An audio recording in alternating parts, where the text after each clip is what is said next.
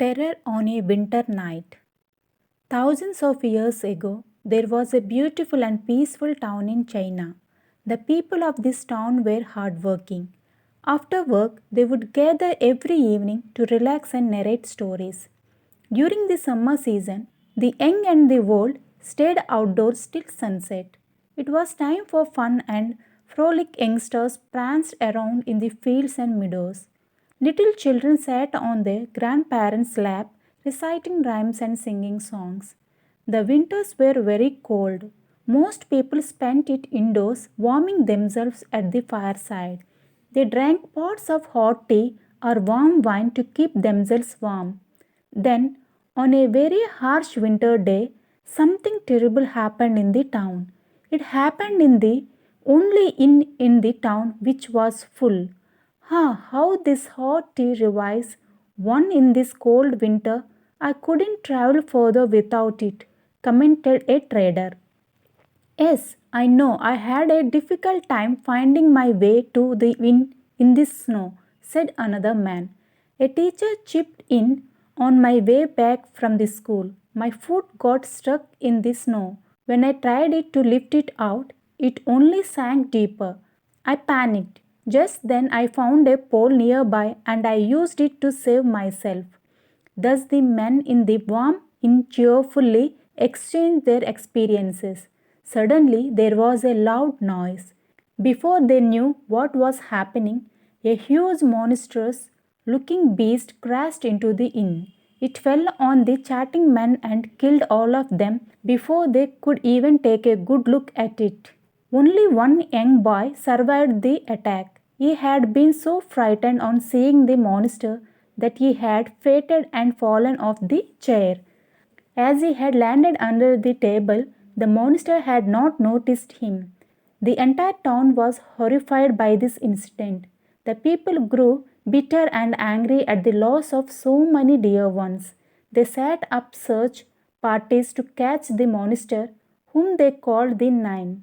But though the search parties looked everywhere, they could not find it. For the rest of the winter, everyone stayed indoors. The streets were a deserted look in the evening.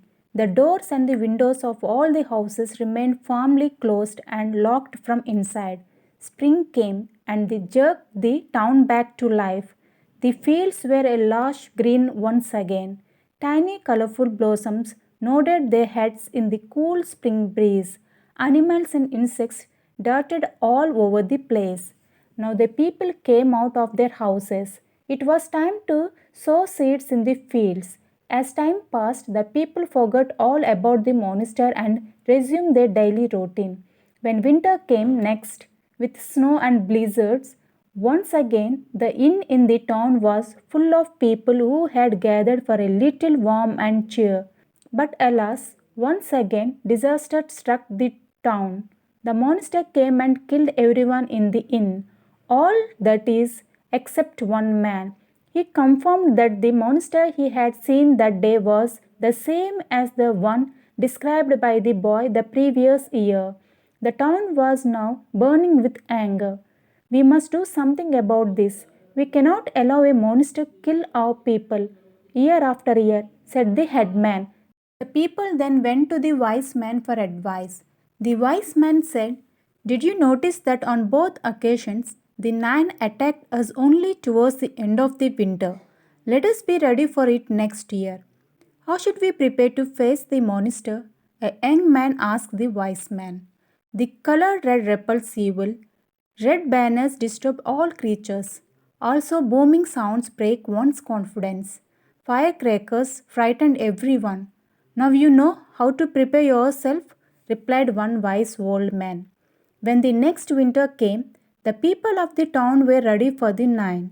Soon it was the day again. The day when the monster had appeared in the previous years. All the children and the women stayed indoors. The men were outside. Some of them held swords, firecrackers, and torches in their hand, while the others had huge drums and sticks. Some carried large red banners and the other had gongs. Suddenly there was a dazzling flash of light.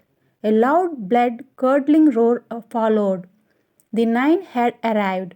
The fussy looking monster with smoldering eyes and a large bloody mouth appeared from nowhere. It had huge paws and curling ugly claws. A pair of enormous wings flanked its back. It charged at a group of men who had swords in their hand. But before it could do anything, hundreds of men surrounded it. They beat gongs and drums and waved huge red banners. They threw heaps of lighted crackers at it. Now the nine was frightened. It roared in terror. The huge red banners blinded its vision. Its body jerked at the noise made by the bursting firecrackers, the drums and the gongs. It turned tail and fled. The men were joyous. The nine has gone. It will not dare come again. This is the beginning of a new era. Let's celebrate, announced the headman. This was the first ever New Year that the Chinese had celebrated. The people celebrated their new found freedom from fear with enthusiasm. They visited each other, exchanged gifts, staged plays, and enjoyed great feasts.